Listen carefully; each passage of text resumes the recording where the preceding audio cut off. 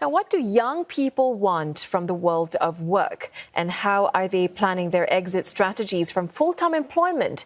CNA's Money Mind asked these and other job-related questions to Gen Zs around the region, and some of the results may surprise you. Asia First spoke to the team for more insights. Well, let's look at the respondents from the survey. Right, they're mainly from Southeast Asia, Singapore, Malaysia, Indonesia, Thailand, Philippines, as well as China, where they're aged 21 to 28. I think one of the most interesting things that came out from the survey was that many of these young people, they plan to retire by the time they hit their 50s.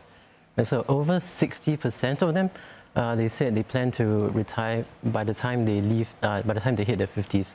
And I think only 16% of them said they plan to continue working into their 60s. Okay. Right. Did those findings come as a surprise to you, especially the point on why you think young people want to retire early? To me, it's actually not really surprising because I think we start to see that trend in our generation, the millennial generation.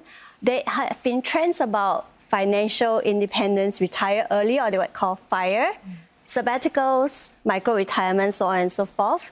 So what they are actually really looking for is to exit from the current situation that they're in, a very intense career, and then maybe take a step back, travel the world, and then come back to maybe their passion project and stuff like that. So it's not really a permanent exit, but like a train where you can stop and then continue and go to a station that you really want to.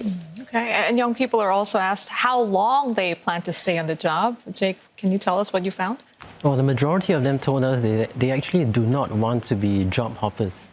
Right, so I think about 72% of them said they would like to remain in the job for at least 3 years. 3 years. Right, so the least popular option was to stay in a job for less than a year.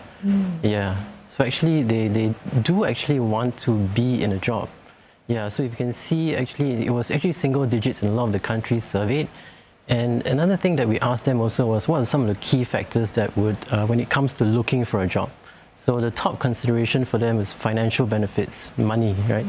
So less important were things like workplace flexibility or work culture, which things that we've come to associate with Gen Zs. Yeah.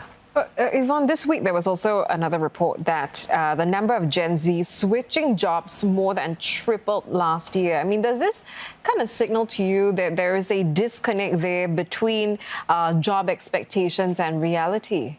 Definitely. I think one of the major factors is now that a lot of organizations actually post their branding on social media.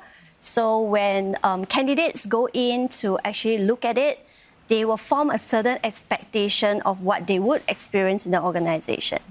But you know, expectations sometimes really fall short. So when they actually go into the organization and they start to realize, there's a disconnect.